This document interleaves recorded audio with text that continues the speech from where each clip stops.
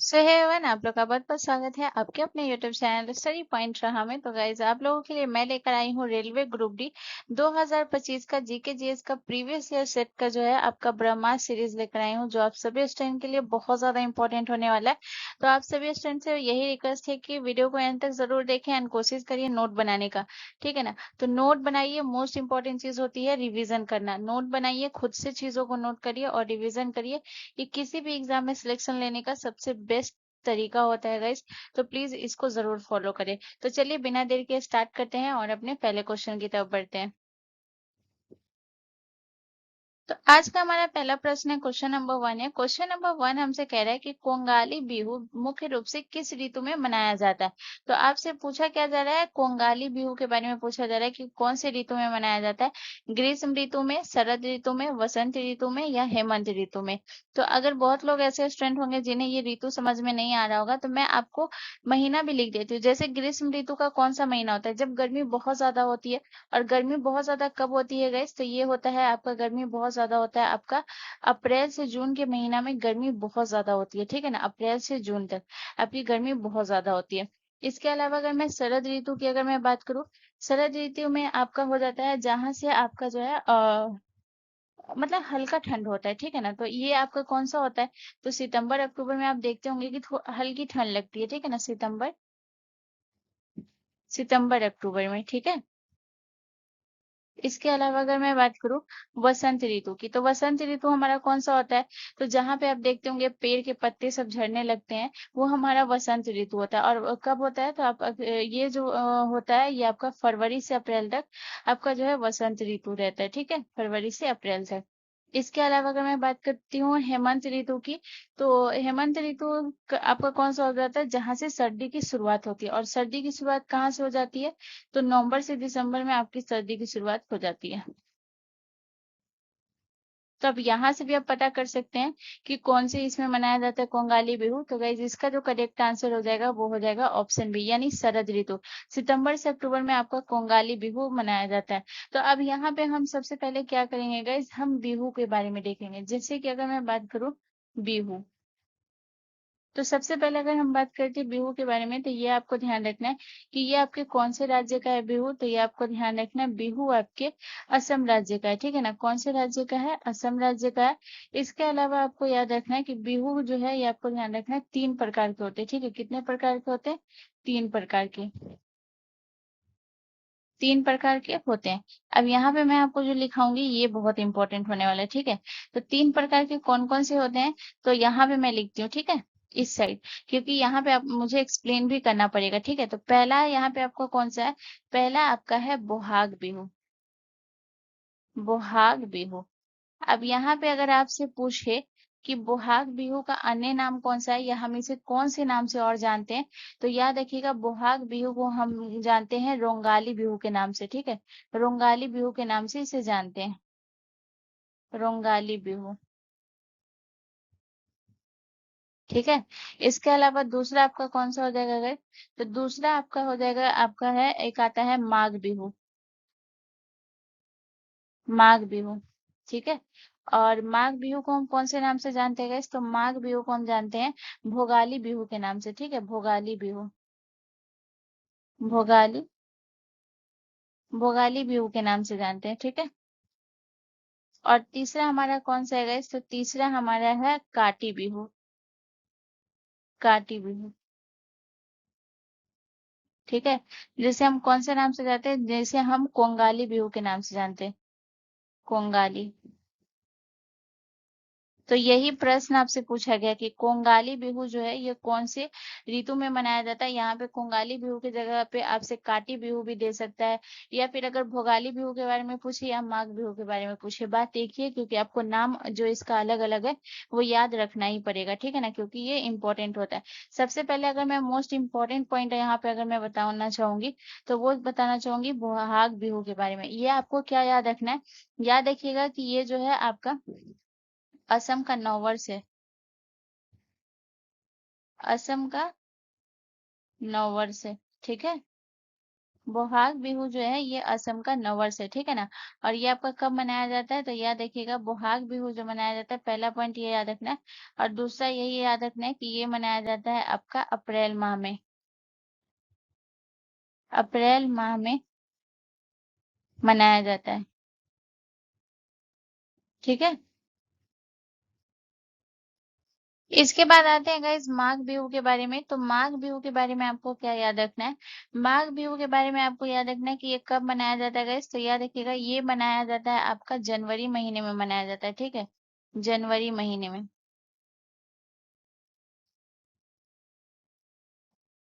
जनवरी महीने में मनाया जाता है। एंड सेकेंड पॉइंट आपको क्या याद रखना है, पहला तो ये हो गया, इसके अलावा आपको याद रखना है कि ये इसमें क्या करते हैं, इसमें जो है मेजी जलाने की परंपरा है, ठीक है ना। तो ये याद रखिएगा, इसमें किसकी परंपरा है गाइस, तो याद रखिएगा मेजी, मेजी जलाने की परंपरा है,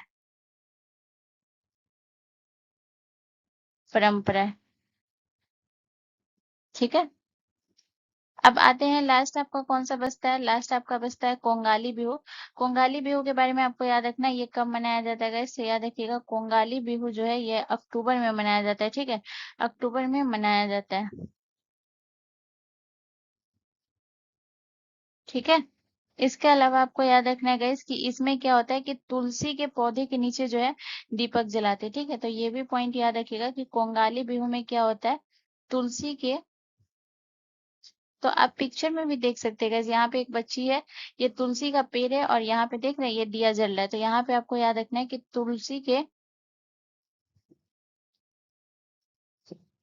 के पौधे के नीचे, पेड़ नहीं होगा पौधे होगा, तुलसी के पौधे के नीचे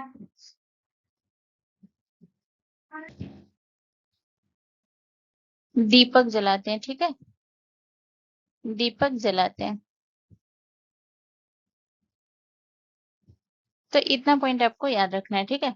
चलिए अब हम नेक्स्ट क्वेश्चन की तरफ चलते हैं। अगला क्वेश्चन हमारा क्वेश्चन नंबर 2 है गाइस। क्वेश्चन नंबर 2 कह रहा है कि 2024 में कितने व्यक्तियों को भारत रत्न पुरस्कार से सम्मानित किया गया है। तो अब आपको बताना है कि कितने व्यक्तियों को 2024 में भारत रत्न पुरस्कार से सम्मानित किया गया है। तो आपके ऑप्शन है 4 व्यक्तियों को, 5 व्यक्तियों को, 7 व्यक्तियों को या फिर 6 व्यक्तियों को। तो गाइज इसका जो करेक्ट आंसर हो जाएगा वो हो जाएगा आपका बी जो है करेक्ट आंसर हो जाएगा, ऑप्शन 5 व्यक्तियों को भारत रत्न पुरस्कार से सम्मानित किया गया, ठीक है। अब वो 5 व्यक्ति कौन कौन से हैं उन्हें देख, तो यहाँ पे 5 व्यक्ति में पहला नाम आपको याद रखना है कौन सा है गाइस, तो याद रखिएगा कर्पूरी ठाकुर, कर्पूरी ठाकुर को मिला है, ठीक है। इसके अलावा आपको याद रखना है और कौन है, दूसरा नाम आपको याद रखना है पीवी नरसिम्हा राव, पीवी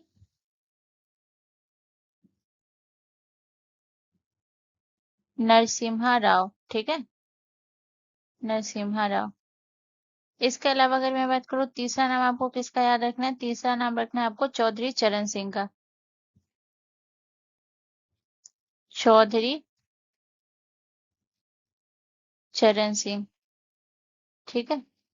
और वहीं अगर मैं बात करूँ चौथा नाम आपको किसका याद रखना है, चौथा आपको याद रखना है लाल कृष्ण आडवाणी का, लाल कृष्ण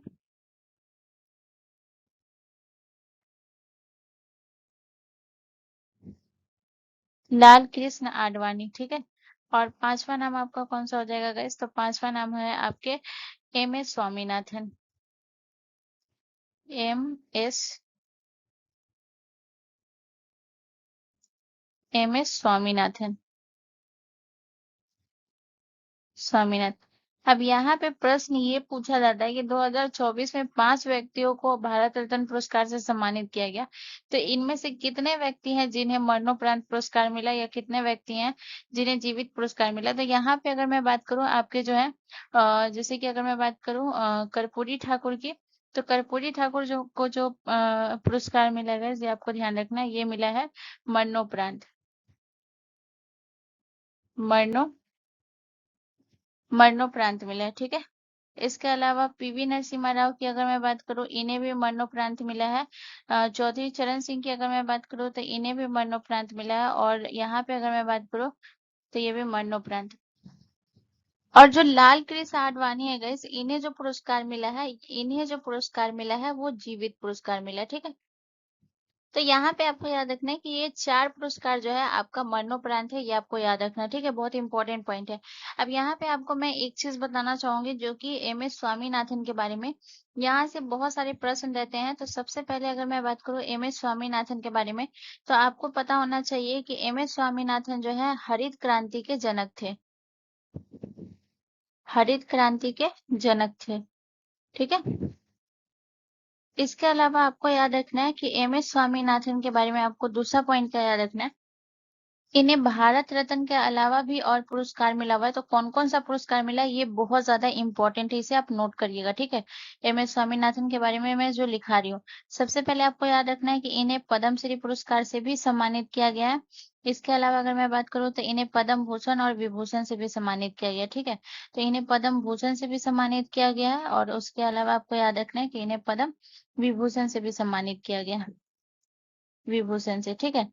तो सबसे पहले अगर हम बात करें कि इन्हें जो है पद्मश्री से कब सम्मानित किया गया गाइस, तो 1967 में जो है इन्हें पद्मश्री से सम्मानित किया गया। 1972 में 1972 इनमें जो इन्हें पद्म भूषण से सम्मानित किया गया, और 1989, ठीक है, 1989 में इन्हें पद्म विभूषण से सम्मानित किया गया।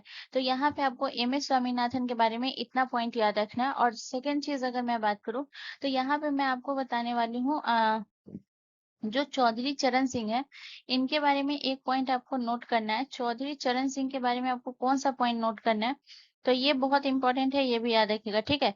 तो याद रखिएगा इन्हीं की जयंती पर जो है कौन सा दिवस मनाया जाता है, राष्ट्रीय किसान दिवस। राष्ट्रीय राष्ट्रीय किसान दिवस हर साल कब मनाया जाता है, हर साल 23 दिसंबर को, 23 दिसंबर को इन्हीं की जयंती पर मनाया जाता है, ठीक है। इन्हीं की जयंती पर मनाया जाता है, जयंती पर मनाया जाता है, ठीक है। तो ये बहुत इंपॉर्टेंट लाइन था, ये भी याद रखिएगा, ठीक है। तो यहाँ से आपको इतना पॉइंट याद रखना है। इसके अलावा जो है और कौन सा प्रश्न पूछा जाता है, इसके अलावा आपसे पूछा जाता है जो भारत रत्न पुरस्कार है इस भारत रत्न। तो यहाँ पे मैं बॉक्स में लिखती हूँ क्योंकि यहाँ से जो है ये लाइन इंपॉर्टेंट है, इसलिए मैं इसे बॉक्स में लिखूंगी, ठीक है। क्या है कि बॉक्स में लिखने का रीजन ये हो जाता है कि आप लोग कंफ्यूज ना हो जाए कि कौन कहाँ लिखा हुआ है। जब आप नोट बनाए तो आपको पता होना चाहिए कि ये चीज अलग है। तो यहाँ पे हम बात करेंगे सबसे पहले भारत रत्न के बारे में, ठीक है। यहाँ पे आपको याद रखना है कि भारत रत्न पुरस्कार जो है ये आपको ध्यान रखना है, इसका जो है प्रारंभ कब हुआ था, ठीक है। तो भारत रत्न पुरस्कार का शुरुआत हुआ था 1954 में हुआ था। पहला पॉइंट आपको ये याद रखना है। लेकिन जब इसकी शुरुआत हुई थी तब मरणोपरांत पुरस्कार नहीं मिलता था, ठीक है ना। तो याद रखिएगा मरणोपरांत कब से स्टार्ट हुआ था, मरणोपरांत, ठीक है। मरणोपरांत जो है ये इसे कब जोड़ा गया, तो याद रखिएगा मरणोपरांत पुरस्कार को, मरणोपरांत पुरस्कार को 1955 में जोड़ा गया, 1955 में, 55 में जोड़ा गया, ठीक है। तो इतना पॉइंट आपको याद रखना है। चलिए अब हम नेक्स्ट क्वेश्चन की तरफ चलते हैं। अगला क्वेश्चन हमारा क्वेश्चन नंबर 3 है गाइस। क्वेश्चन नंबर 3 हमसे कह रहा है कि कैल्शियम हाइड्रोक्साइड का सामान्य नाम क्या है। तो कैल्शियम हाइड्रोक्साइड का सामान्य नाम क्या है गाइस, बेकिंग सोडा है, फिटकरी है, इसके अलावा अगर मैं बात करूँ बुझा हुआ चूना है, या फिर कास्टिक सोडा है। तो गाइस इसका जो करेक्ट आंसर हो जाएगा वो हो जाएगा आपका ऑप्शन सी, करेक्ट आंसर हो जाएगा बुझा हुआ चूना, ठीक है। अब यहाँ पे अगर मैं बात करूँ तो यहाँ पे आपको ध्यान रखना है। सबसे पहले अगर मैं बेकिंग सोडा का जो है ये रासायनिक नाम क्या होता है इस बेकिंग सोडा का, तो याद रखिएगा बेकिंग सोडा का होता है sodium bicarbonate, sodium sodium bicarbonate, ठीक है। इसके अलावा अगर मैं बात करूँ आपके फिटकरी, फिटकरी का रासायनिक नेम क्या होता है गाइस? तो यह देखिएगा, फिटकरी का रासायनिक नेम होता है potassium aluminium sulphate. Potassium aluminium, potassium aluminium sulphate.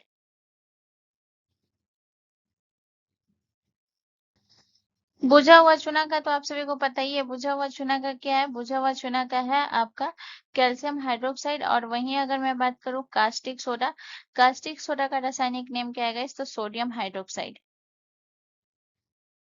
Sodium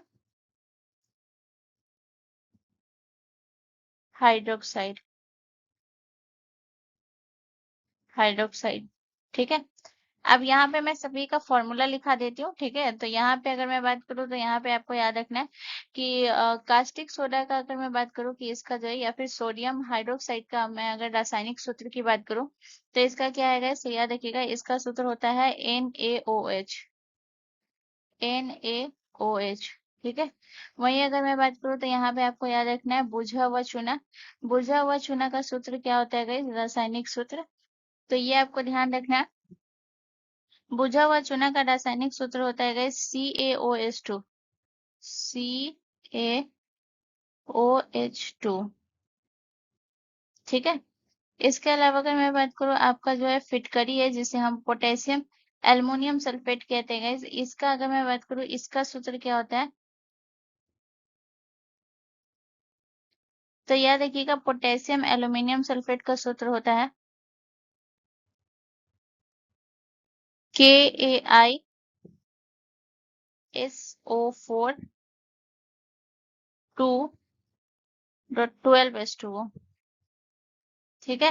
और इसके अलावा अगर मैं बात करूँ तो आपके बेकिंग सोडा की अब मैं बात करूंगी, तो ये आपको ध्यान रखना है कि बेकिंग सोडा का सूत्र क्या होता है? बेकिंग सोडा का सूत्र।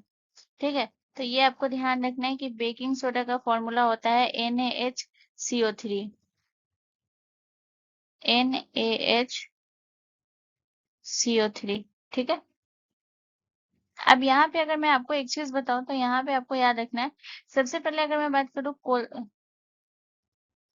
कैल्शियम हाइड्रोक्साइड के बारे में हम बात करेंगे गाइस, कि इसका जो है बेसिकली जो है उपयोग जो होता है ये कहाँ होता है, ठीक है ना। तो ये आपको ध्यान रखना है, जिसे हम क्या कहेंगे, तो इसे भी मैं बॉक्स में लिखूंगी। ठीक है। तो यहाँ पे मैं किसके बारे में बताने वाली हूँ गाइस? आपको मैं बताऊंगी कैल्शियम, कैल्शियम। ठीक है।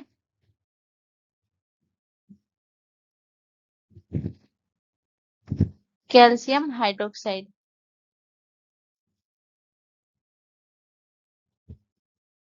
ठीक है। तो कैल्शियम हाइड्रोक्साइड की अगर मैं बात करूँ गाइस, तो यहाँ पे आपको ध्यान रखना है कि इसका बेसिकली जो होता है वो उपयोग किसमें होता है? तो याद रखिएगा, इसका उपयोग होता है अमोनिया बनाने में। अमोनिया, अमोनिया बनाने में इसका उपयोग होता है। इसके अलावा आपको याद रखना है इसका उपयोग जो होता है ये जो है मिट्टी की जो है अम्लीयता कम करने के लिए भी किया जाता है। ठीक है। मिट्टी की अम्लीयता को कम करने के लिए, मिट्टी की, मिट्टी की अम्लीयता को कम करने के लिए भी इसका उपयोग किया जाता है। ठीक है। तो ये हो गया। इसके अलावा आपको याद रखना और किस में इसका उपयोग होता है? इसका उपयोग होता है कागज उद्योग में, कागज उद्योग में। ठीक है। इसके अलावा अगर मैं बात करूँ तो यहाँ पे आपको याद रखना है कि इसका उपयोग जो है कुछ खाद इसमें भी होता है। जैसे कि अगर मैं बात करूँ कैल्शियम हाइड्रोक्साइड का जो उपयोग होता है गाइस, इसका उपयोग तो है कभी कभी पापड़ में भी होता है। ठीक है ना। तो ये भी आपको याद रखना है। ठीक है। चलिए अब हम नेक्स्ट क्वेश्चन की तरफ चलते हैं। अगला क्वेश्चन हमारा क्वेश्चन नंबर 4 है गाइस। क्वेश्चन नंबर 4 हमसे कह रहा है कि किस राज्य के 6 पहाड़ी किले यूनेस्को के विश्व धरोहर स्थलों की सूची में सम्मिलित है। तो 6 पहाड़ी किला, ठीक है ना। सबसे पहले तो आपको ये देखना है कि 6 पहाड़ी किले के बारे में बोला है कि विश्व के यूनेस्को धरोहर स्थल की सूची में सम्मिलित है। तो राजस्थान के, महाराष्ट्र के, कर्नाटक के या फिर ओडिशा के। तो गाइस इसका जो करेक्ट आंसर है वो है ऑप्शन ए, हमारा करेक्ट आंसर हो जाएगा राजस्थान के, ठीक है। राजस्थान के 6 पहाड़ी किले को यूनेस्को में सम्मिलित किया गया है। तो यहाँ पे जो है 6 पहाड़ी किले हैं, तो हम उन 6 पहाड़ी किले के बारे में देखेंगे कि कौन कौन सा पहाड़ी किला है। तो सबसे पहले अगर हम बात करें तो यहाँ पे आपका हो जाएगा, ये है गाइस चित्तौड़गढ़ का किला। चित्तौड़गढ़,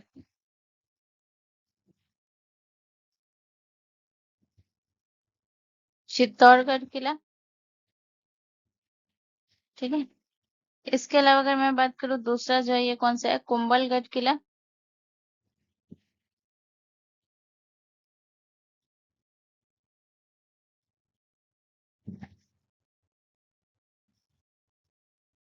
तीसरा आपका कौन सा हो जाएगा गाइस, तीसरा आपको याद रखना है रणथंभौर किला। रणथंभौर, भौर किला, ठीक है। इसके अलावा चौथा कौन सा हो जाएगा, चौथा आपका हो जाएगा गाइस आमेर किला। आमेर का किला, आमेर का किला। पांचवा आपका कौन सा हो जाएगा गाइस, पांचवा हो जाएगा जैसलमेर का किला। जैसलमेर किला, जैसलमेर किला, ठीक है। और आपका छठा कौन सा हो जाएगा गाइस, छठा आपका हो जाएगा गाइस गागरोन किला। गागरोन, गागरोन किला, ठीक है। अब इन छह किला में सबसे इम्पोर्टेंट जो है वो है आपका कुम्भलगढ़ का किला, ठीक है ना। तो मैं इसके बारे में पूरा एक्सप्लेन करूंगी, ठीक है ना। कुम्भलगढ़ का किला, ठीक है। तो सबसे पहले कुम्भलगढ़ के किला में आपको याद रखना है कि इसका निर्माण कब और किसने करवाया, निर्माण, ठीक है। तो ये आपको ध्यान रखना है। इसका निर्माण करवाया गया था 1459 ईस्वी में, इसका निर्माण करवाया था। और इसका निर्माण जो है 1459 में करवाया था। तो किसने करवाया था, महाराणा कुंभा ने, ठीक है ना। ये आपको ध्यान रखना, महाराणा, महाराणा कुंभा ने, ठीक है। इसी के नाम पे जो है कुंभलगढ़ का किला पड़ा था। इसके अलावा यहाँ पे आपको इसके बारे में और क्या क्या पॉइंट याद रखना है जो कि बहुत ज्यादा इंपॉर्टेंट है। तो कुंभलगढ़ के किला में आपको याद रखना है कि ये जो है भारत का जो है सबसे लंबी दीवार के लिए ये सबसे ज्यादा प्रसिद्ध है, ठीक है। तो भारत के सबसे लंबी दीवार के लिए प्रसिद्ध है, भारत की सबसे लंबी दीवार है, सबसे लंबी दीवार, भारत की सबसे लंबी दीवार। और याद रखिएगा, और दुनिया की दूसरी सबसे लंबी दीवार, और दुनिया की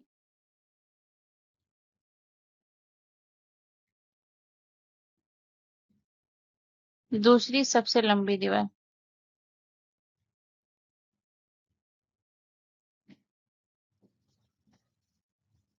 ठीक है। उसके अलावा आपको याद रखना है कि ये जो कुम्भलगढ़ का किला है, ये आपको ध्यान रखना है कि इसकी जो है लंबाई कितनी है गाइस। तो याद रखिएगा कुम्भलगढ़ किले की जो है दीवार की लंबाई अगर मैं बात करूँ तो याद रखिएगा 36 किलोमीटर है, ठीक है। इसकी दीवार की लंबाई कितनी है गाइस, 36 किलोमीटर, ठीक है। अच्छा, मैंने यहाँ पे आपको लिखा है कि भारत की सबसे लंबी दीवार के लिए कुंभलगढ़ का किला प्रसिद्ध है। तो और दुनिया की दूसरी सबसे लंबी दीवार, तो दुनिया की पहली सबसे लंबी दीवार कौन सी है। तो याद रखिएगा दुनिया की सबसे पहली लंबी दीवार जो है ये चीन का जो गेट वॉल है ना, ये दुनिया की सबसे लंबी दीवार है, ठीक है।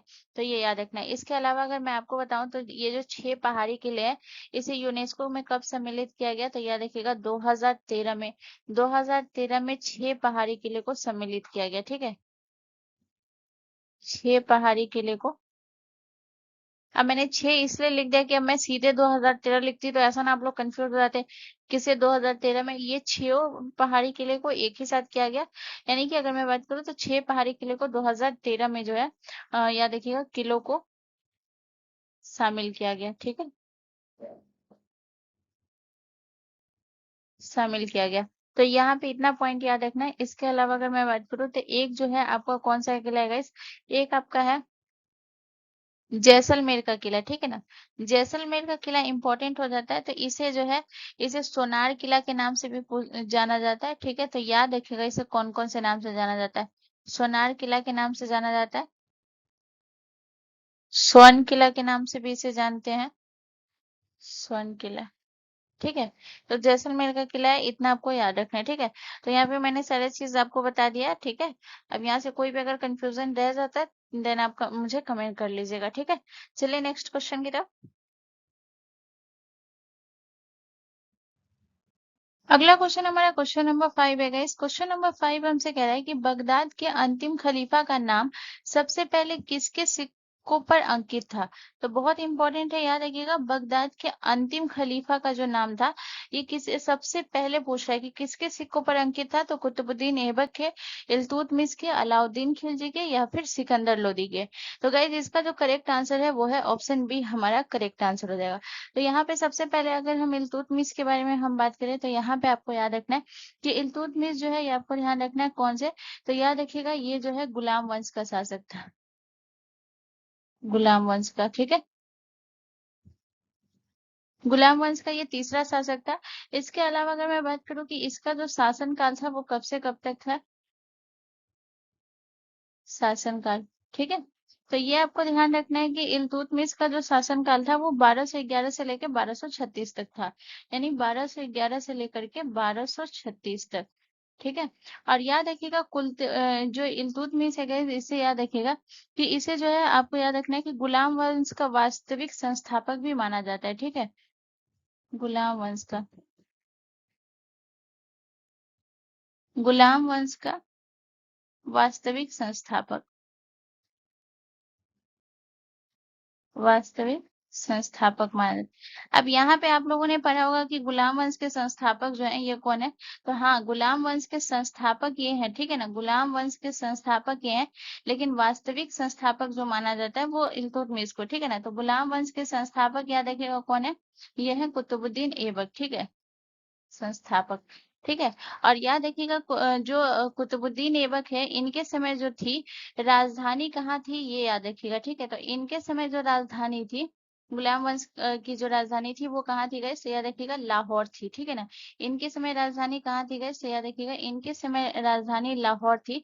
और जब इल्तुतमिश शासन में आए तो गए याद रखिएगा इनके समय जो है, अगर मैं राजधानी की बात करूं, राजधानी, ठीक है। तो इल्तुतमिश के समय राजधानी जो है इन्होंने क्या किया था, दिल्ली से लाहौर से राजधानी को दिल्ली स्थानांतरित कर लिया, ठीक है। तो ये भी आपको याद रखना है। तो याद रखिएगा लाहौर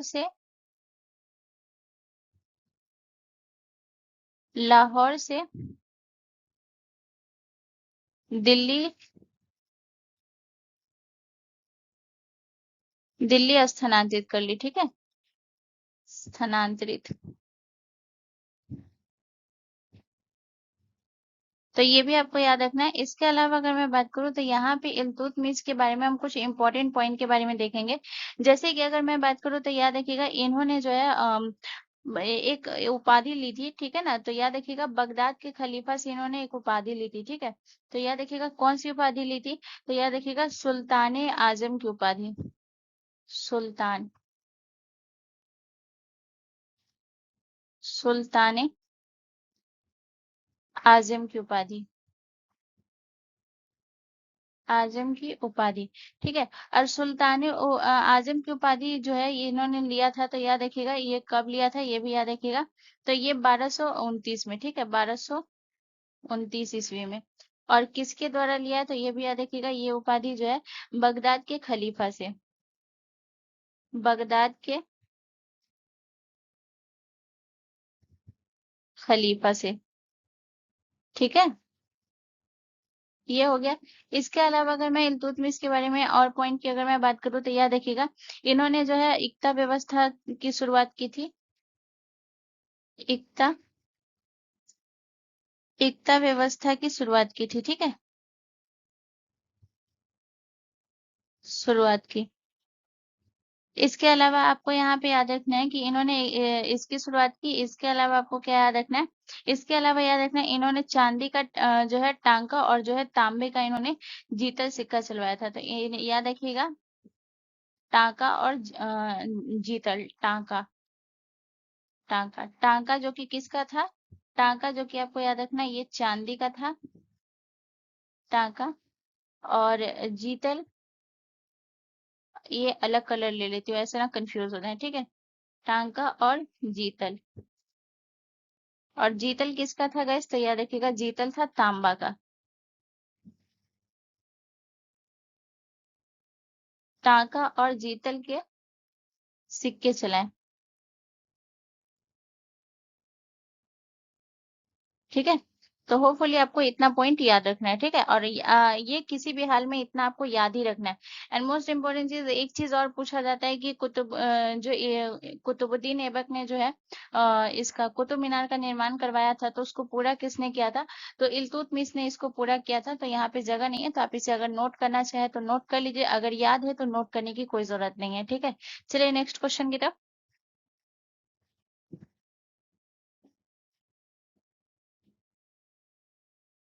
अगला क्वेश्चन हमारा क्वेश्चन नंबर 6 है गाइस। क्वेश्चन नंबर 6 कह रहा है कि शिक्षा निम्नलिखित में से किस राज्य सूची का विषय है? तो शिक्षा कौन से सूची का विषय है? समवर्ती सूची का, राज्य सूची का, संघ सूची का, या उपयुक्त सभी? तो गाइस यहाँ पे क्या पूछा है? शिक्षा कौन सी सूची का विषय है? तो फिलहाल ये समवर्ती सूची का विषय है, लेकिन अगर यही पूछ देता है कि शिक्षा कौन सी सूची का विषय था, तो फिर वो हो जाता है आपका राज्य सूची, ठीक है ना। तो याद रखिएगा शिक्षा जो है पहले जो है याद रखिएगा राज्य सूची का विषय था, ठीक है ना। तो इसके बारे में हम डिटेल में पढ़ते हैं। सबसे पहले अगर हम बात करते हैं तो ये आपका कौन सा शिक्षा के बारे में। तो याद रखिएगा ये जो है 1976, आपको क्या याद रखना है? 1976 से पहले, 1976 से पहले राज्य सूची का विषय था,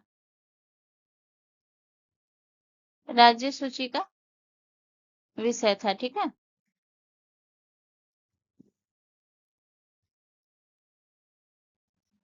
और फिर जाकर आपका 1976 में कौन सा हुआ? 42वां संविधान संशोधन, 42वां संविधान,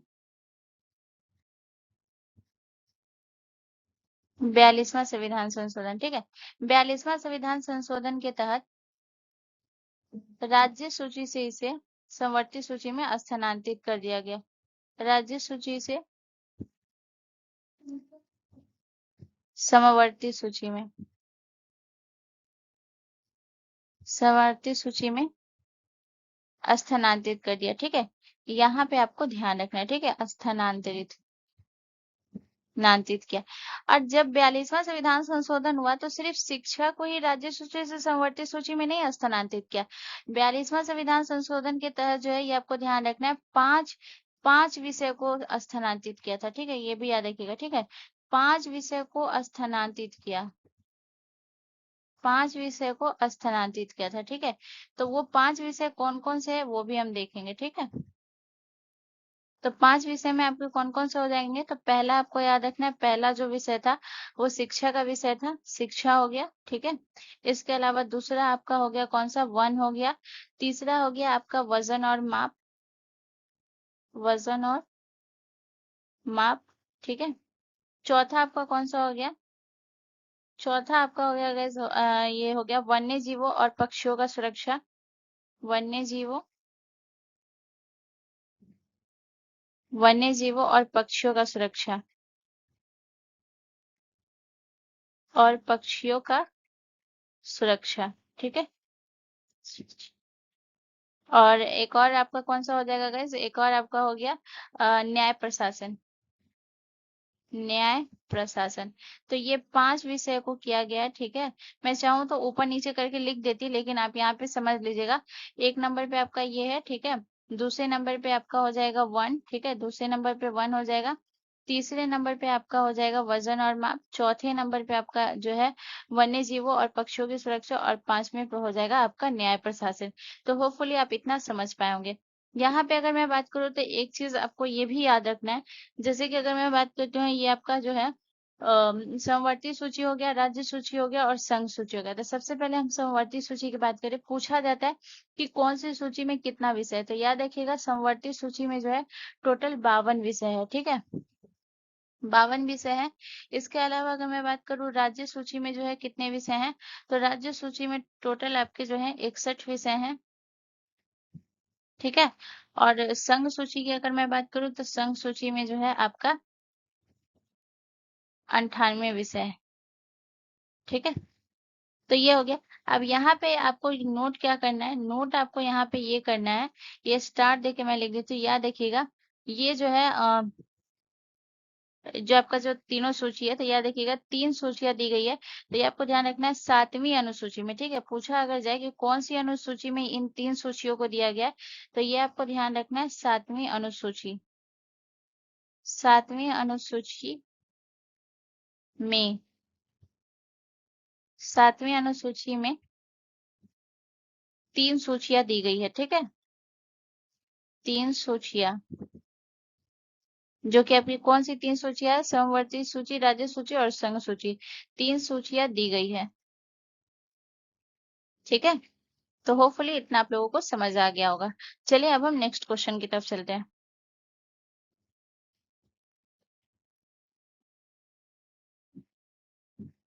अगला क्वेश्चन हमारा क्वेश्चन नंबर 7 है गाइस। क्वेश्चन नंबर 7 हमसे कह रहा है कि भारत में कितनी प्रकार की मिट्टी पाई जाती है। तो 8 प्रकार की, 9 प्रकार की, 6 प्रकार की या फिर 4 प्रकार की। तो गाइज इसका जो करेक्ट आंसर हो जाएगा वो हो जाएगा आपका ऑप्शन ए करेक्ट आंसर हो जाएगा। भारत में टोटल 8 प्रकार की मिट्टी पाई जाती है। और वो 8 प्रकार की मिट्टी कौन कौन सी है, तो सबसे पहला नाम आपको याद रखना है जलोढ़ मिट्टी, ठीक है, जलोढ़ मिट्टी। तो जलोढ़ मिट्टी की अगर मैं बात करूँ गाइस, तो ये आपको ध्यान रखना है ये भारत के कितने भूभाग क्षेत्रों पे ये जो पाई जाती है, तो याद रखिएगा ये आपके 40% क्षेत्रों पे ये पाई जाती है जलोढ़ मिट्टी, ठीक है। और अगर मैं बात करूँ सबसे ज्यादा ये कौन से राज्य में पाई जाती है जलोढ़ मिट्टी, तो आपका जो गंगा ब्रह्मपुत्र का मैदान है, यहाँ जलोढ़ मिट्टी बहुत ज्यादा पाई जाती है, ठीक है। गंगा ब्रह्मपुत्र, गंगा ब्रह्मपुत्र मैदान में जो है ये मिट्टी सबसे ज्यादा पाई जाती है। इसके अलावा अगर मैं बात करूँ तो आपका पंजाब में ये मिट्टी पाई जाती है। इसके बाद अगर मैं बात करूँ तो बिहार में पाई जाती है जलोढ़ मिट्टी, ठीक है। तो पहला प्रकार आपको इतना याद रखना है। दूसरे में अगर मैं बात करूँ तो दूसरा आपका कौन सा है, काली मिट्टी, जिसे कपासी मिट्टी के नाम से भी जानते हैं, ठीक है, रेगुर मिट्टी के नाम से भी जानते हैं। तो अगर मैं काली मिट्टी की बात करूँ तो ये कितने परसेंट क्षेत्र पे पाई जाती है भारत के, तो याद रखिएगा 15%, ठीक है, 15%। अब यहाँ पे अगर मैं बात करूँ तो याद रखिएगा काली मिट्टी जो है सबसे ज्यादा आपके कहाँ पाई जाती है, तो काली मिट्टी आपके महाराष्ट्र में पाई जाती है।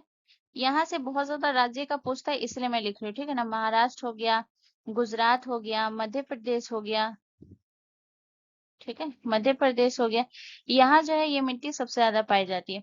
तीसरे नंबर पे आपको कौन सा आता है गाइस, काली मिट्टी के बाद आपको याद रखना है और कौन सा हो गया, लाल मिट्टी,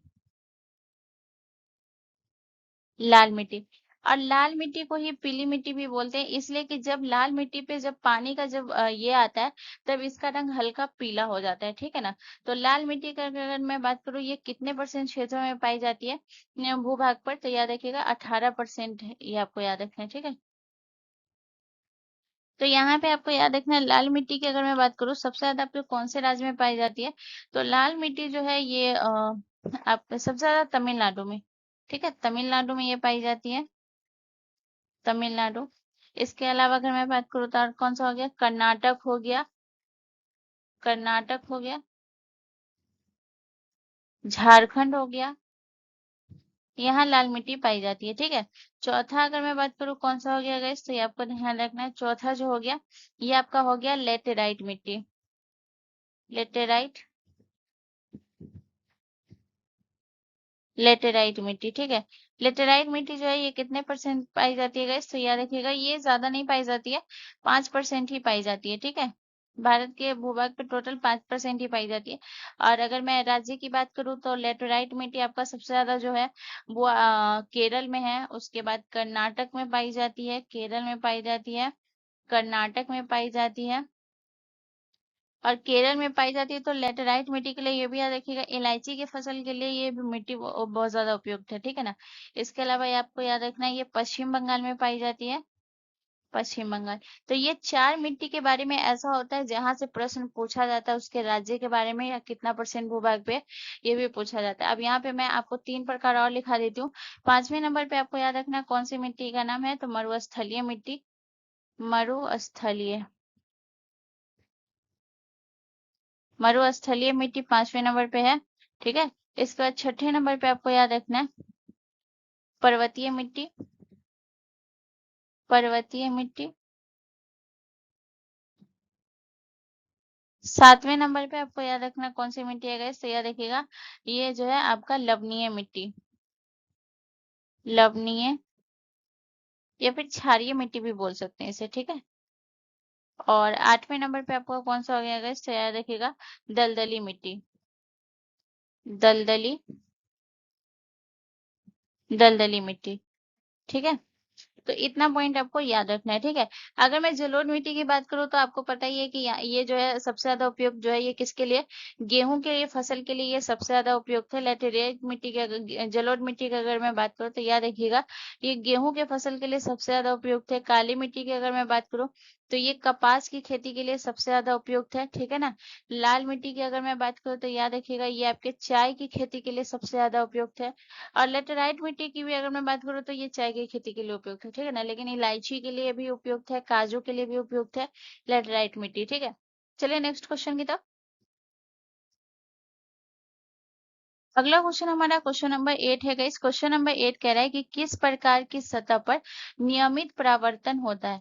नियमित परावर्तन कौन सी प्रकार की सतह पे होता है, खुरदरी सतह पे, मैट सतह पे, चिकनी एवं चमकदार सतह पे या फिर असमतल सतह पे। तो गाइस इसका जो करेक्ट आंसर हो जाएगा वो हो जाएगा ऑप्शन सी हमारा करेक्ट आंसर हो जाएगा। चिकनी एवं चमकदार सतह पे होता है। सबसे पहले हम समझते हैं गाइस परावर्तन। परावर्तन का नियम हम समझते हैं। परावर्तन का नियम मतलब समझते हैं, इसका मतलब क्या होता है, law of reflection, law of, law of reflection. ठीक है। ये होता है। ठीक है। इसके बारे में हम सबसे पहले हम क्या समझते हैं guys? तो यहाँ पे इसका आपको जो है परिभाषा में मैं सिंपली बोल देती हूँ, बाकी और चीज मैं लिख दूंगी। यहाँ पे आपको याद रखना है कि ये बताता क्या है कि यानी कि जब प्रकाश किसी भी चिकनी सतह से, चिकनी सतह सबसे ज्यादा कौन सा हो जाता है, सबसे ज्यादा चिकनी सतह तो कांच ही होता है। ठीक है ना। सबसे प्लेन जो सतह होती है वो कांच की ही होती है। तो मान लेते हैं कि यानी कि जब प्रकाश जो है किसी भी कांच से टकराएगा तो वो क्या करेगा, वो किस प्रकार वापस लौटता है, इसे ही हम लॉ लॉ ऑफ रिफ्लेक्शन कहते हैं। और ये किस प्रकार वापस लौटता है इसीलिए इसका 2 नियम भी दिया गया है। ठीक है ना। तो 2 नियम सबसे पहले तो याद रखिएगा, लॉ ऑफ रिफ्लेक्शन के कितने नियम है गाइस, तो याद रखिएगा इसके 2 नियम है। इस 2 नियम को आप याद रखिएगा, यहीं से प्रश्न रहता है सबसे ज्यादा। पहला नियम, ठीक है, पहला नियम इसका क्या है, पहला नियम है आपको याद रखना है जो आगमन किरण होती है और जो है आपका जो है इंसिडेंट रे जिसे हम कहते हैं, ठीक है ना, और परावर्तित किरण जिसे हम रिफ्लेक्टेड रे कहते हैं, और अभिलंब जिसे हम क्या कहते हैं, नॉर्मल। यानी कि अगर मैं बात करूं तो तीनों एक ही अगर समतल में होते हैं तो पहला पॉइंट आपको ये याद रखना है। ठीक है। 2 नियम में आपको क्या याद रखना है कि एक जो आपका इंसिडेंट रे होता है यानी कि आगमन किरण,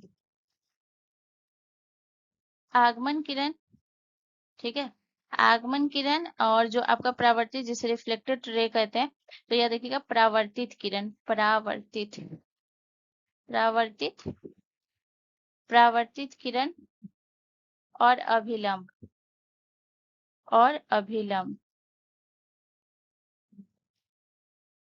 तीनों एक ही समतल में होते हैं। ठीक है। तीनों एक ही समतल में होते हैं।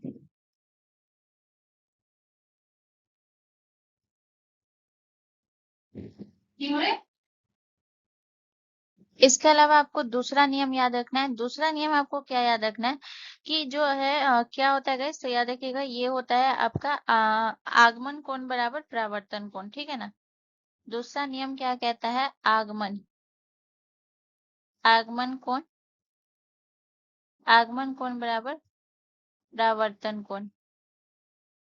अब इसका मतलब क्या होता है, आगमन कोण और परावर्तन कोण का मतलब क्या होता है, यानी कि इसके कहने का ये मतलब है कि जितने कोण पर जो है किरण जो है सतह से टकराएगी उतने ही कोण कोण पे लौटेगी। ठीक है ना। यानी कि आपको क्या याद रखना है कि जितने, जितने सतह से टकराएगी। जितने कोण पर जितने कोण पर किरण सतह से टकराएगी, ठीक है ना, टकराएगी, टकराएगी, ठीक है, उतने ही कोण पे वापस लौटेगी। उतने ही कोण पर उतने ही कोण पर वापस लौटेगी। ठीक है।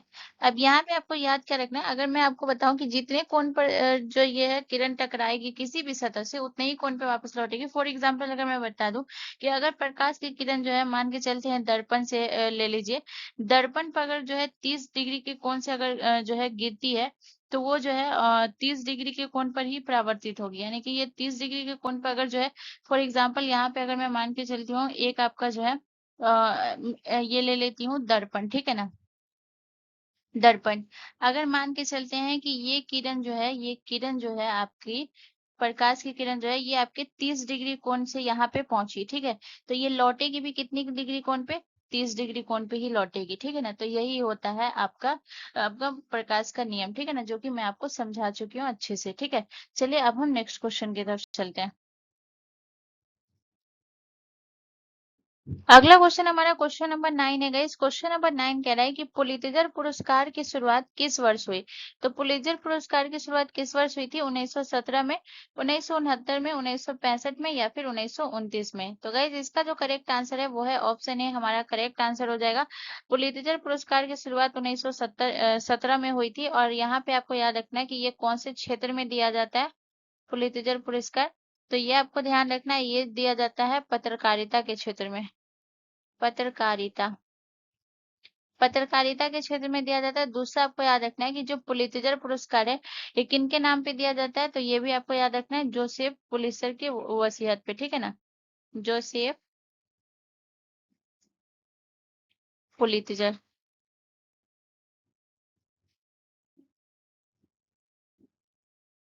वसीयत पर, ठीक है। इतना पॉइंट आपको याद रखना है ये पुलित्जर पुरस्कार से। अब यहाँ पे एक एक करके हम बात करें। अगर हम बात करते हैं 1969 में कौन सी पुरस्कार की शुरुआत हुई थी, तो ये आपको ध्यान रखना है, दादा साहब फाल्के पुरस्कार की शुरुआत हुई थी। दादा साहब फाल्के पुरस्कार की शुरुआत हुई,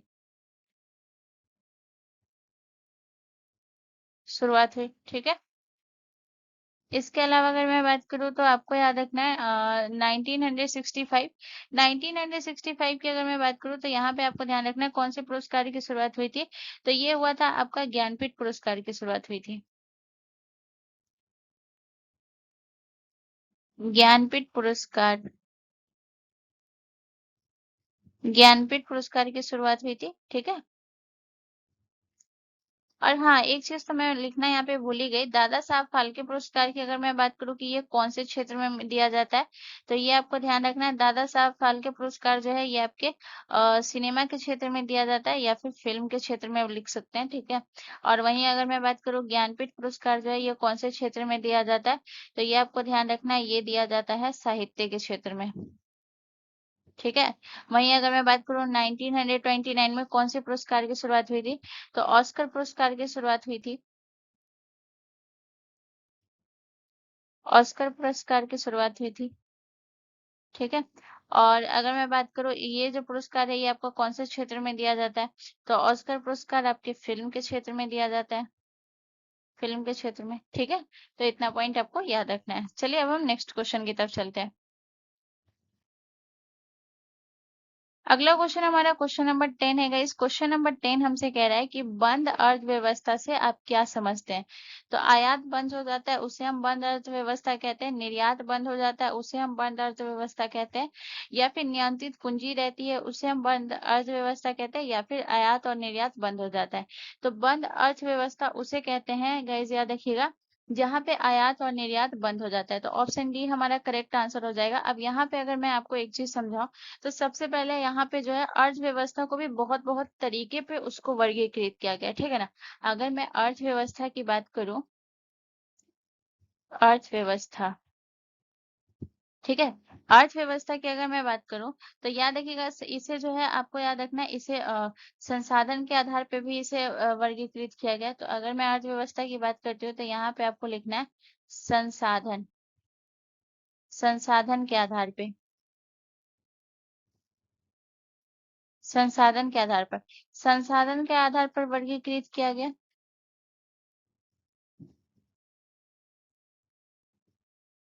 वर्गीकृत किया गया। ठीक है।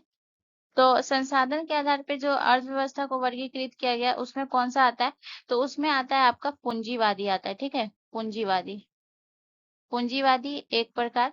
दूसरा जो है ये आपको ध्यान रखना है, 3 प्रकार में वर्गीकृत किया गया, ठीक है ना।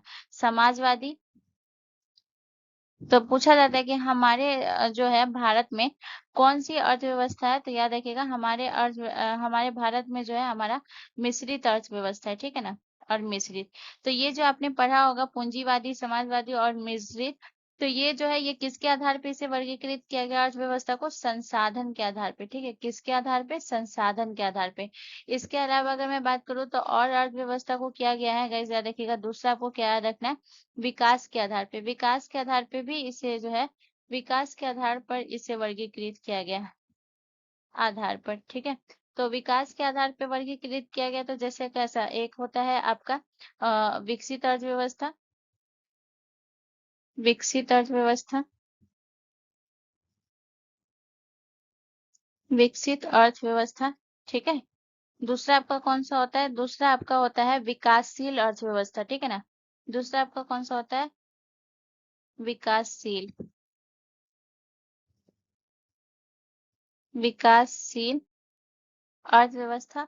और तीसरा आपका कौन सा होता है गाइस, याद रखिएगा, अल्प विकसित, अल्प विकसित। पूछा जाता है विकास के आधार पर भी पूछा जाता है कि हमारे देश में कौन सा अर्थव्यवस्था है, तो याद रखिएगा हमारे देश में जो है भारत में ये विकासशील अर्थव्यवस्था है और मिश्रित अर्थव्यवस्था भारत में, ये सब पूछा जाता है इसलिए मैं लिखा रही हूँ। ठीक है।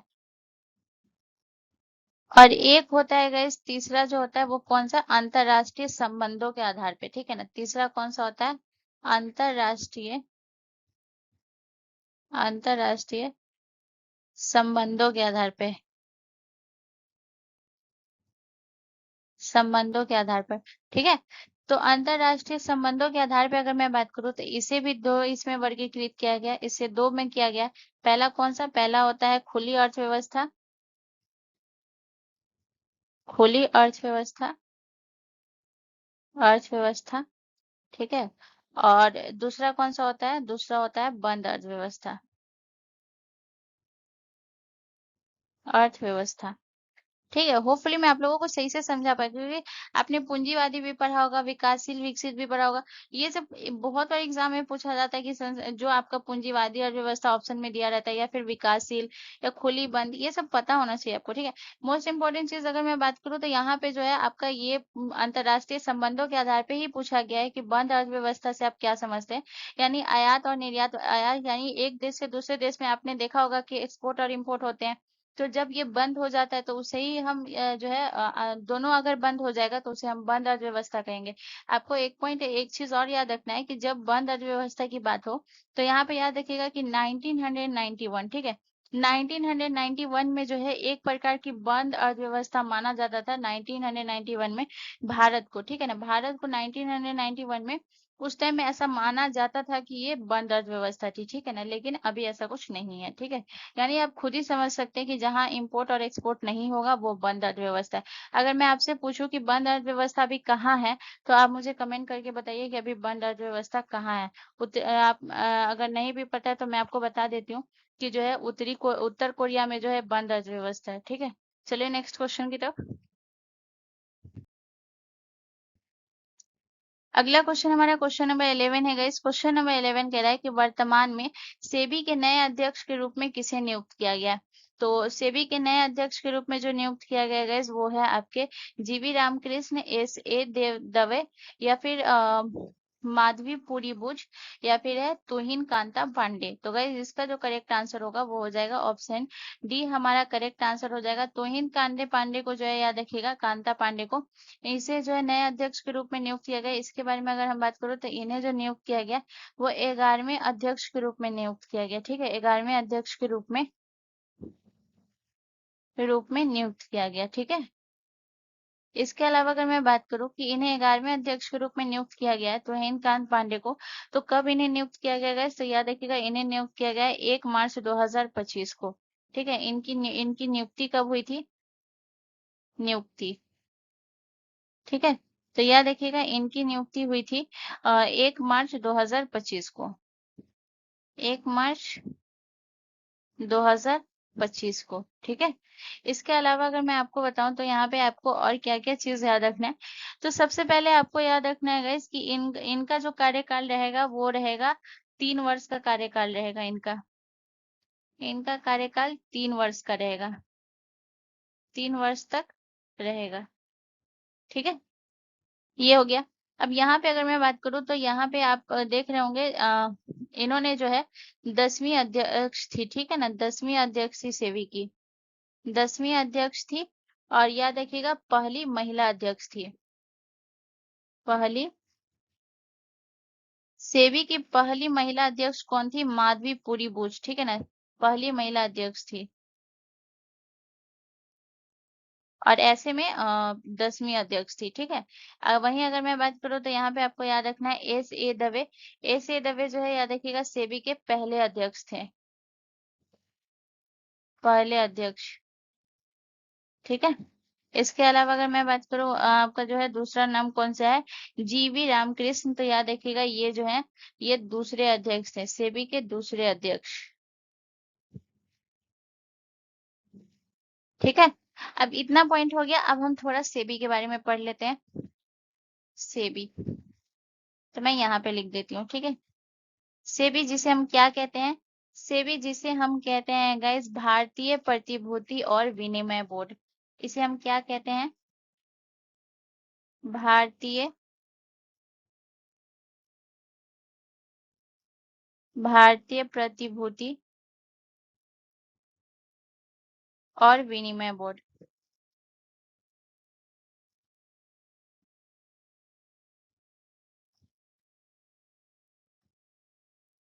विनिमय बोर्ड, ठीक है। इसके अलावा अगर मैं बात करूँ तो आपको याद रखना है कि सेबी का सबसे इंपॉर्टेंट याद रखना है स्थापना। ठीक है, इसकी अगर मैं बात करूँ भारतीय प्रतिभूति और विनिमय बोर्ड की स्थापना कब हुई थी? तो ये आपको याद रखना है, इसका स्थापना हुआ था 12 अप्रैल 1988 में। ठीक है ना, 12 अप्रैल 1988 में। लेकिन जब इसका स्थापना हुआ था गाइस तब ये एक आपका जो है गैर वैधानिक निकाय था, तब इसे संवैधानिक दर्जा नहीं दिया गया था। ठीक है ना, तो याद रखिएगा इसे जो है संवैधानिक दर्जा कब मिला? संवैधानिक संवैधानिक दर्जा। ठीक है, तो याद रखिएगा इसे संवैधानिक दर्जा मिला था आपका 30 जनवरी 1992 को, 30 जनवरी 1992 को। और याद देखिएगा पूछा जाता है कि ये जो है कौन से अधिनियम के तहत, तो ये भी आपको याद रखना है सेबी सेबी अधिनियम 1992, सेबी अधिनियम 1992। ठीक है, के तहत।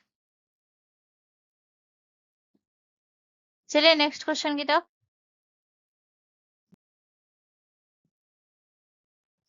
अगला क्वेश्चन हमारा क्वेश्चन नंबर 12 है गाइस। क्वेश्चन नंबर 12 कह रहा है कि कौन सा ग्रह सल्फ्यूरिक अम्ल की सफेद और पीले बादलों की मोटी परत से बना हुआ है? आप देख सकते हैं ये सफेद और यहाँ पे आपको थोड़ा थोड़ा पीला दिख रहा होगा पिक्चर में। देखिए जहाँ पे मैं रेड से कर रही हूँ आपको ये वाला एरिया पीला दिख रहा है ना, ठीक है। और यहाँ पे आप देखिए कहीं कहीं पे आपको एकदम सफेद दिख रहा है, कहीं कहीं पे आपको पीला दिख रहा है। तो ये जो है यही पूछ रहा है कि कौन सा ग्रह है जो आपके सल्फ्यूरिक अम्ल की सफेद और पीले बादलों की मोटी परत से बना है? बताइए। आप यहाँ पे अगर स्क्रीन पे देख रहे होंगे जो पिक्चर लगा हुआ है इससे तो आप समझ गए होंगे। तो इसका करेक्ट आंसर हो जाएगा शुक्र ग्रह। ठीक है, ऑप्शन डी हमारा करेक्ट आंसर हो जाएगा। सबसे पहले अगर मैं शुक्र ग्रह की बात करूं तो यहाँ पे आपको याद रखना है कि इसका कोई भी उपग्रह नहीं होता है, कोई भी उपग्रह कोई भी उपग्रह नहीं होता है। ठीक है। इसके अलावा आपको याद रखना है कि जो शुक्र ग्रह है guys, इसके बारे में आपको और क्या क्या याद रखना है। तो याद रखिएगा ये जो है सबसे गर्म ग्रह है। सबसे गर्म और चमकीला ग्रह। गर्म और चमकीला ग्रह। ठीक है। इसके अलावा आपको याद रखना है गाइस, यहाँ पे जो है नेक्स्ट पॉइंट आपको क्या याद रखना है। याद रखिएगा कि जो शुक्र ग्रह है गाइस, याद रखिएगा ये जो है एक दिन में लगभग 243 पृथ्वी दिनों के बराबर जो है ये घूर्णन करता है। ठीक है ना। तो इसका जो है शुक्र ग्रह की अगर मैं बात करूँ तो इसका एक दिन जो है, एक दिन लगभग पृथ्वी के 243 दिनों के बराबर, 243 दिनों के बराबर। यानी कि जो है शुक्र ग्रह का एक दिन पृथ्वी के 243 दिन जब हो जाएगा तब एक दिन इसके बराबर होगा। इतना स्लो घूर्णन करता है। ठीक है। इसके अलावा याद रखिएगा कि ये जो है उल्टी दिशा में घूमता है। ठीक है ना। याद रखिएगा ये जो शुक्र ग्रह है ये आपकी कौन सी दिशा में, उल्टी दिशा में घूमती है। उल्टी दिशा में यानी पश्चिम की तरफ घूमती है। उल्टी दिशा में घूमती है। ठीक है। इसके अलावा यहाँ पे अगर मैं बात करूँ तो शुक्र ग्रह को आप सभी को पता ही होगा, बहुत लोगों को पता होगा। इसे सुबह का तारा, सुबह का तारा कहा जाता है। इसके अलावा अगर मैं बात करूँ इसका भोर का तारा कहा जाता है। भोर का तारा। शाम का तारा, शाम का तारा। या कौन से ग्रह को कहा जाता है guys? तो ये कहा जाता है शुक्र ग्रह को। ठीक है। तो होपफुली मैं आप लोगों को सही से समझा पाई होंगी। चलिए अब हम नेक्स्ट क्वेश्चन की तरफ चलते हैं। अगला क्वेश्चन हमारा क्वेश्चन नंबर 13 है गाइस। क्वेश्चन नंबर 13 हमसे कह रहा है कि पन्ना टाइगर रिजर्व निम्नलिखित में से किस राज्य में स्थित है। तो पन्ना टाइगर रिजर्व कौन से राज्य में स्थित है? कर्नाटक में, मध्य प्रदेश में, मिजोरम में या पश्चिम बंगाल में। तो गाइज इसका जो करेक्ट आंसर है वो है ऑप्शन बी हमारा करेक्ट आंसर हो जाएगा। पन्ना टाइगर रिजर्व मध्य प्रदेश में। पन्ना टाइगर रिजर्व के बारे में हम यहाँ पे एक एक पॉइंट को देखेंगे। तो सबसे पहले अगर मैं पन्ना टाइगर रिजर्व के बारे में बात करूं तो यहाँ पे आपको क्या याद रखना है कि 1981 में, 1981 में गई, 1981 में इसे जो है राष्ट्रीय उद्यान घोषित किया गया। ठीक है। 1981 में राष्ट्रीय राष्ट्रीय उद्यान घोषित किया गया।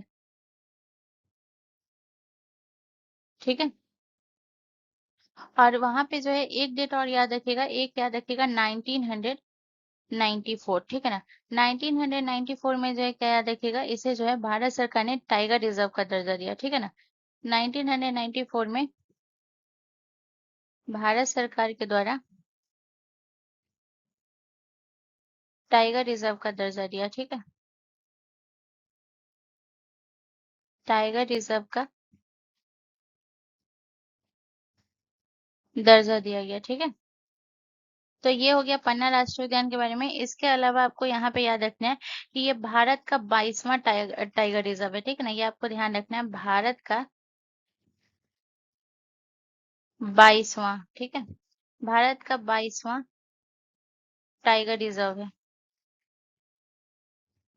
ठीक है। तो ये हो गया। इसके अलावा अगर मैं बात करूँ तो यहाँ पे आपको और क्या याद रखना है गाइस, इसके अलावा आपको सबसे इम्पोर्टेंट पॉइंट यहाँ पे याद रखना है कि 2011 में, ठीक है, पन्ना टाइगर रिजर्व को 2011 में, ठीक है, पन्ना टाइगर रिजर्व को 2011 में आपको याद रखना है यूनेस्को द्वारा जो है इसे बायो रिजर्व जो है नामित किया गया था। ठीक है। 2011 में यूनेस्को के द्वारा,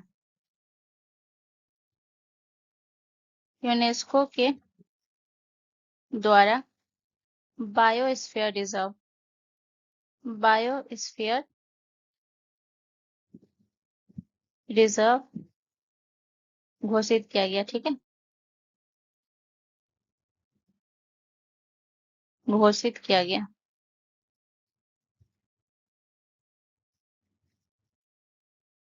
बायोस्फीयर रिजर्व घोषित किया गया। ठीक है। तो ये जो है बहुत ज्यादा इंपॉर्टेंट है, ठीक है ना। अगर मैं इसकी बात करूँ तो ये लाइन जो है आपके लिए बहुत इंपॉर्टेंट होने वाला है, ये आप याद रखिएगा, ठीक है। अब यहाँ पे आ जाते हैं कर्नाटक। कर्नाटक की अगर मैं बात करूँ कौन सा राष्ट्रीय उद्यान है गाइस, तो कर्नाटक में है आपका भद्रा टाइगर रिजर्व। भद्रा टाइगर रिजर्व। भद्रा टाइगर रिजर्व कहाँ है गाइस, तो आपका कर्नाटक में है। और अगर मैं बात करूँ तो आपका जो है मिजोरम की अगर मैं बात करती हूँ तो ये आपको ध्यान रखना है, मिजोरम में है आपका Dampa tiger reserve. Dampa tiger reserve. और याद रखिएगा डंपा टाइगर रिजर्व जो है मिजोरम का एकमात्र टाइगर रिजर्व है, ठीक है ना, ये आपको ध्यान रखना है। मिजोरम का मिजोरम का एकमात्र टाइगर रिजर्व।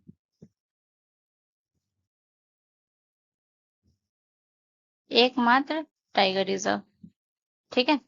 इसके अलावा अगर मैं बात करूँ तो अगला आपको कौन सा याद रखना है, पश्चिम बंगाल। तो पश्चिम बंगाल की अगर मैं बात करूँ, पश्चिम बंगाल में आपका कौन सा आएगा इसे याद रखिएगा। पश्चिम बंगाल में है आपका बक्सा टाइगर रिजर्व, ठीक है ना, बक्सा टाइगर रिजर्व। बक्सा टाइगर रिजर्व। और याद रखिएगा ये जो मैंने आपको बोला था कि पन्ना टाइगर रिजर्व आपका मध्य प्रदेश में, तो याद रखिएगा मध्य प्रदेश के छतरपुर जिले में है। बहुत इंपॉर्टेंट है, इसलिए जिला भी आप याद रखिएगा, मध्य प्रदेश के छतरपुर जिले में, ठीक है। तो ये भी याद रखिएगा। चलिए नेक्स्ट क्वेश्चन की तरफ। अगला क्वेश्चन हमारा क्वेश्चन नंबर 14 है गाइस। क्वेश्चन नंबर 14 कह रहा है कि भारत की संघात्मक व्यवस्था निम्नलिखित में से किस देश से संबंधित है। तो भारत की संघात्मक व्यवस्था कौन से देश से संबंधित है गाइस, तो इसका जो करेक्ट आंसर हो जाएगा वो हो जाएगा ऑप्शन ए, कनाडा से संबंधित है, ठीक है। अब यहाँ पे अगर मैं बात करूँ गाइस तो ये आपको ध्यान रखना है कनाडा से और आपका कौन कौन सा संबंधित है। तो अगर मैं कनाडा की अगर मैं बात करूँ तो ये आपको ध्यान रखना है। तो पहला पॉइंट आपको याद रखना है कि जो राज्यपाल की नियुक्ति है, राज्यपाल की नियुक्ति, राज्यपाल की नियुक्ति केंद्र द्वारा होगी, ठीक है ना, केंद्र द्वारा इसकी नियुक्ति होगी, ठीक है, राज्यपाल की नियुक्ति। इसके अलावा जो है और कौन सा लिया गया है गैस, तो ये पहला आपको ये याद रखना है। इसके अलावा आपको याद रखना है अवशिष्ट, अवशिष्ट शक्तियां, अवशिष्ट शक्तियां केंद्र में निहित होगी, ठीक है ना, केंद्र में निहित होगी। ये भी कहाँ से लिया गया गाइस, कनाडा के संविधान से, ठीक है। अब आते हैं गाइस तो आयरलैंड के संविधान की अगर मैं बात करूँ तो आयरलैंड के संविधान से लिया गया है राज्य के नीति निदेशक तत्व, राज्य के नीति निदेशक तत्व, नीति निदेशक तत्व। इसके अलावा अगर मैं बात करूँ तो और आयरलैंड के संविधान से क्या लिया गया गाइस, तो यहाँ पे आपको ध्यान रखना है। दूसरा आपको याद रखना है ये हो गया राष्ट्रपति का जो चुनाव होता है, चुनाव विधि, वो लिया गया, ठीक है ना, राष्ट्रपति के चुनाव की विधि, राष्ट्रपति के,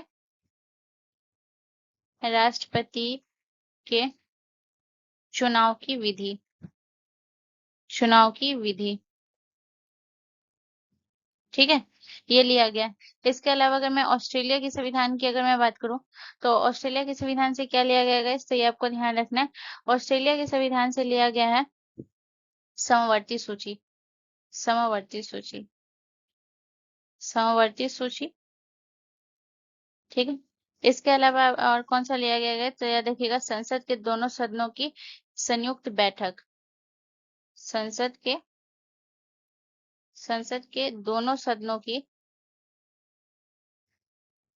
दोनों सदनों की संयुक्त बैठक,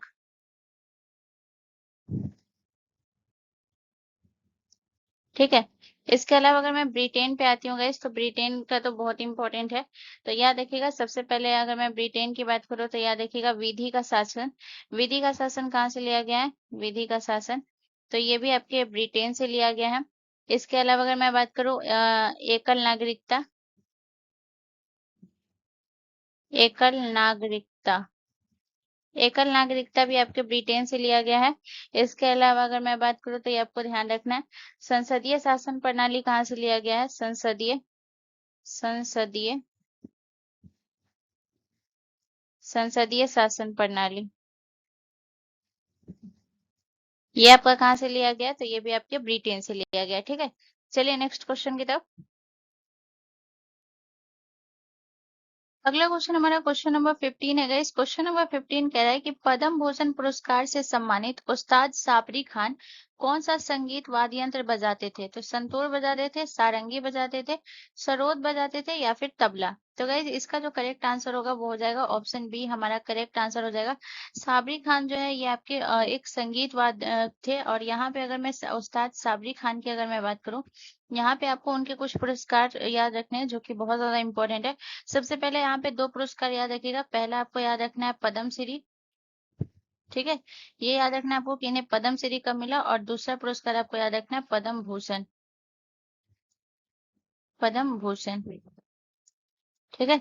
तो यहाँ पे अगर मैं बात करूँ सबसे पहले अगर पद्म श्री की, तो इन्हें पद्म श्री 1992 में मिला था, ठीक है। और पद्म भूषण की अगर मैं बात करूँ तो इसे 2006 में मिला था, ठीक है, 2006 में। तो ये हो गया उस्ताद साबरी खान के बारे में। अब यहाँ पे अगर मैं बात करूँ तो एक पॉइंट और याद रखिएगा कि यहाँ पे सारंगी वादक जो है कौन कौन से हैं जो आपके सारंगी वादक हैं। तो सबसे पहला नाम है आपको पंडित राम नारायण का, पंडित राम नारायण। तो ये आपके जो है सारंगी वादक हैं। इसके अलावा आपको याद रखना है उस्ताद सुल्तान खान, उस्ताद सुल्तान खान, ठीक है। उस्ताद सुल्तान खान की अगर मैं बात करूं तो ये भी आपके एक सारंगी वादक हैं। इसके अलावा आपको याद रखना और कौन सा हो गया, इसे याद रखिएगा पंडित संतोष मिश्रा, ठीक है। पंडित संतोष मिश्रा, ये भी आपके एक सारंगी वादक हैं, ठीक है। तो इतना पॉइंट आपको याद रखना होगा। चलिए नेक्स्ट क्वेश्चन की तरफ। अगला क्वेश्चन हमारा क्वेश्चन नंबर 16 है गाइस। क्वेश्चन नंबर 16 कह रहा है कि छोटा नागपुर पठार की सबसे ऊंची चोटी इनमें से कौन सी है? तो छोटा नागपुर पठार की सबसे ऊंची चोटी कौन सी है गाइस? तो इसका जो करेक्ट आंसर हो जाएगा वो हो जाएगा क्या, धूपगढ़, महाबलेश्वर, पारसनाथ या फिर पचमढ़ी। तो गाइस इसका जो करेक्ट आंसर होगा वो हो जाएगा ऑप्शन बी, हमारा करेक्ट आंसर हो जाएगा। पारसनाथ जो है ये छोटा नागपुर की सबसे ऊंची चोटी है। और अगर मैं बात करूं कि पारसनाथ की अगर मैं ऊंचाई की बात करूँ गाइस, तो याद रखिएगा इसकी ऊंचाई कितनी है, तो 1366 मीटर जो है इसकी ऊंचाई है, ठीक है। इसके अलावा अगर मैं बात करूँ तो याद रखिएगा यहाँ पे जो है ये कौन से आप इसमें है, राज्य में है। तो याद रखिएगा ये आपका जो है झारखंड में है, झारखंड में है। एंड आपको और क्या याद रखना है गाइस, तो याद रखिएगा यहाँ पे आपको याद रखना है कि एक जो है तीर्थ स्थल है, ठीक है ना। तो यहाँ पे याद रखिएगा कौन सा मंदिर है गाइस, तो याद रखिएगा यहाँ पे है शिखरजी जैन मंदिर, ठीक है ना। शिखरजी जैन मंदिर है, ठीक है। तो ये थी, आपको ध्यान रखना है, ये है पारसनाथ। पारसनाथ को याद रखिएगा, इसे झारखंड की भी सबसे ऊंची चोटी कहा जाता है, ठीक है ना। झारखंड की, झारखंड की सबसे ऊंची चोटी, ऊंची चोटी, ठीक है। इसके अलावा अगर मैं बात करूँ छोटा नागपुर पठारी में जो है और कौन कौन सी छोटी है, तो एक तो पारसनाथ हुआ। इसके अलावा आपको याद रखना है दलमा, दलमा पारी जो है ये भी आपके जो कहाँ है, छोटा नागपुर पठार में है। इसके अलावा अगर मैं बात करूँ हजारीबाग हो गया, हजारीबाग, ठीक है। इसके अलावा आप कौन सा हो गया इसे याद रखिएगा, रांची पठार हो गया, रांची पठार, ये भी आपका छोटा नागपुर पठार में स्थित है। और इसके अलावा एक और याद रखिएगा कोडरमा पठार, कोडरमा, ये सब आपके छोटा नागपुर पठार में स्थित है, ठीक है। चलिए नेक्स्ट क्वेश्चन की तरफ चलते हैं। अगला क्वेश्चन हमारा क्वेश्चन नंबर 17 है गाइस। क्वेश्चन नंबर 17 कह रहा है कि कौन सा उपकरण विद्युत धारा को मापने के लिए उपयोग किया जाता है? तो कौन सा उपकरण है जिसे मापने के लिए उपयोग किया जाता है? ए मीटर, वोल्ट मीटर, गैल्वेनोमीटर या फिर आपका मल्टीमीटर। तो गाइस इसका जो करेक्ट आंसर हो जाएगा वो हो जाएगा ए मीटर। ए मीटर से हम विद्युत धारा को मापते हैं, तो ऑप्शन ए हमारा करेक्ट आंसर हो जाएगा। अगर मैं वही बात करूँ गाइस तो आपका वोल्ट मीटर, ठीक है ना। वोल्ट मीटर की अगर मैं बात करती हूँ तो यहाँ पे इसको क्या याद रखना है, वोल्ट मीटर ये जो है ये क्या करता है गैस, तो ये वोल्टेज को मापता है, ठीक है ना। वोल्टेज को मापता है। ठीक है। इसके अलावा अगर मैं बात करूँ तो अगला है आपका गैल्वेनोमीटर। गैल्वेनोमीटर में आपको क्या याद रखना है कि ये आपको याद रखना है कि बहुत कम धारा का जो है पता लगाने के लिए कौन से उपकरण का उपयोग किया जाता है। तो याद रखिएगा, बहुत कम धारा का पता लगाने के लिए उपयोग किया जाता है। किसका? गैल्वेनोमीटर का उपयोग किया जाता है। ठीक है। तो ये हो गया। इसके अलावा अगर मैं बात करूं मल्टीमीटर, मल्टीमीटर से आपको क्या याद रखना है गाइस? तो मल्टीमीटर से याद रखना है कि ये वोल्टेज को नाम मापता है। मल्टीमीटर जो है ये किसको मापता है? वोल्टेज को मापता है। इसके अलावा धारा को मापता है। इसके अलावा अगर मैं बात करूं तो और प्रतिरोध को मापता है। धारा और प्रतिरोध को मापने के लिए प्रयोग किया जाता है। ठीक है। चलिए नेक्स्ट क्वेश्चन की तरफ। अगला क्वेश्चन हमारा क्वेश्चन नंबर 18 है गाइस। क्वेश्चन नंबर 18 कह रहा है कि जवारा किस राज्य का लोक नृत्य है?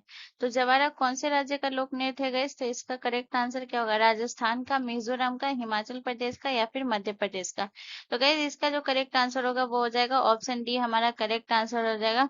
जवारा जो है ये आपके मध्य प्रदेश का। और याद रखिएगा ये जो नृत्य मनाया जाता है जवारा, याद रखिएगा ये ज्वार फसल की कटाई के बाद,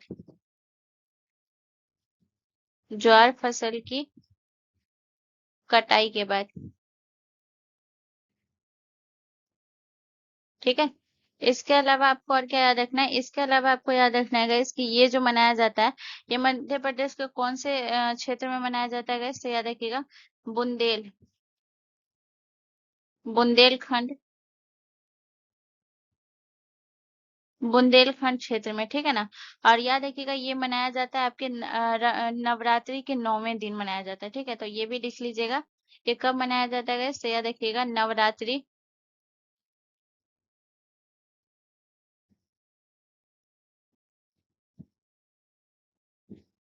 9वें दिन मनाया जाता है। ठीक है। तो ये हो गया। यहाँ पे आपको याद रखना है। इसके अलावा आपको याद रखना है कि इसमें होता क्या है। तो जो जवारा नृत्य में क्या होता है, जो महिलाएं होती हैं गाइस, महिलाएं ये सर पर ज्वार रखकर नृत्य करती है। ठीक है ना। सर पर ज्वार की टोकरी रखकर नृत्य करती है। ज्वार की टोकरी रखकर नृत्य करती है। ठीक है। इसके अलावा अगर मैं बात करूं मध्य प्रदेश की, अगर मैं बात करती हूँ तो कौन कौन सा नृत्य है जो आपके मध्य प्रदेश का है? तो यहाँ पे अगर मैं मध्य प्रदेश की नृत्य की बात करूँ तो आपका मटकी नृत्य, मटकी नृत्य आपके जो है ये कहाँ का हो गया? मध्य प्रदेश का हो गया। इसके अलावा अगर मैं बात करूँ तो और कौन कौन सा हो गया गाइस? तो आपको याद रखना है और हो गया आपका कर्मा नृत्य हो गया, कर्मा हो गया। इसके बाद आपको याद रखना है भगोरिया नृत्य हो गया, भगोरिया। ये भी आपके मध्य प्रदेश का लोक नृत्य हो गया। ठीक है ना। इसके अलावा अगर मैं बात करूँ तो और कौन सा हो गया गाइस? तो याद रखिएगा और हो गया आपका जो है गणगौर नृत्य, गणगौर नृत्य। ठीक है। चलिए नेक्स्ट क्वेश्चन की तरफ। अगला क्वेश्चन हमारा क्वेश्चन नंबर 19 है गाइस। क्वेश्चन नंबर 19 हमसे कह रहा है कि संघ और राज्यों के बीच विधायी शक्तियों के विभाजन किस अनुच्छेद से संबंधित है? तो संघ और राज्यों के बीच जो विधायी शक्तियों का विभाजन जो है ये कौन से आर्टिकल से संबंधित है? तो अनुच्छेद 246 से, अनुच्छेद 368 से, अनुच्छेद 72 से, अनुच्छेद 352 से। तो गाइज इसका जो करेक्ट आंसर हो जाएगा गाइज वो हो जाएगा आपका अनुच्छेद जो है आपका किससे संबंधित है गाइस? तो ये हो जाएगा 246 से। ठीक है। ऑप्शन ए हमारा अब शक्तियों का विभाजन कैसे हुआ है इसमें ये भी मैं बता देती हूँ। तो अनुच्छेद 246 में जो आपकी 3 सूचियां हैं जो कि मैं आपको पढ़ा चुकी हूँ, कौन कौन सी 3 सूचियां हैं?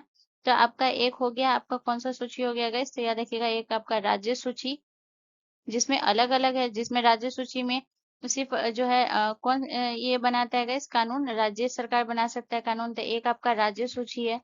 ठीक है ना। इस तरीके से इसका विभाजन है। और उसके अलावा अगर मैं बात करूँ तो आपका संघ सूची है, संघ सूची।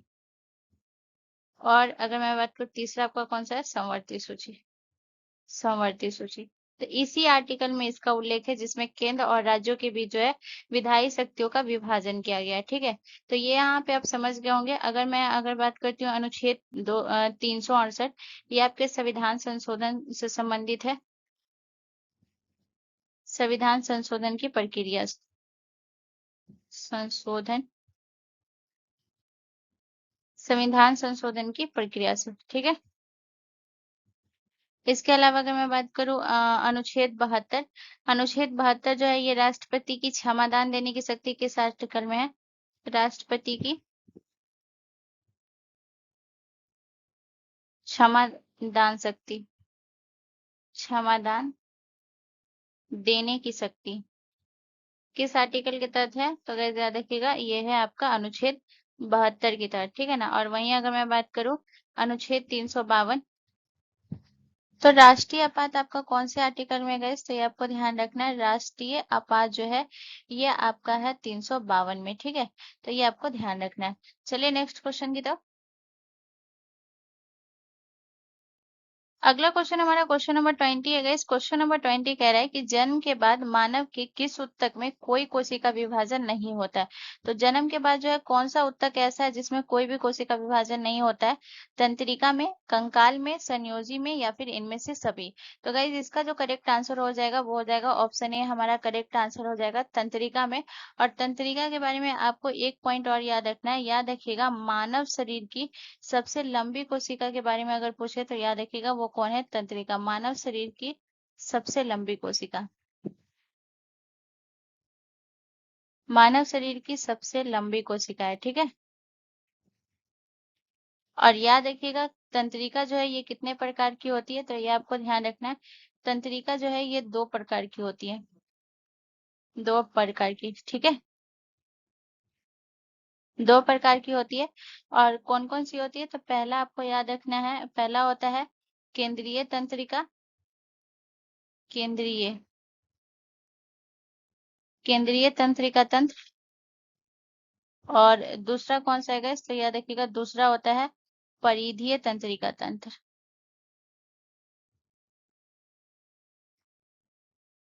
परिधीय तंत्रिका तंत्र। तो गैस आपका जो सेशन है वो आज का यहीं कंप्लीट होता है। यहाँ से रिलेटेड कोई भी कंफ्यूजन, कोई भी दिक्कत है तो आप मुझसे कमेंट करके जरूर पूछ सकते हैं, मैं उसका जरूर रिप्लाई करूंगी। एंड मोस्ट इंपॉर्टेंट चीज है, प्लीज प्लीज गैस अगर ये वीडियो आपके लिए थोड़ा सा भी इन्फॉर्मेटिव था तो चैनल को जरूर सब्सक्राइब कर ले एंड बेल आइकन पर जरूर क्लिक कर ले। मिलते हैं नेक्स्ट वीडियो में। जय हिंद।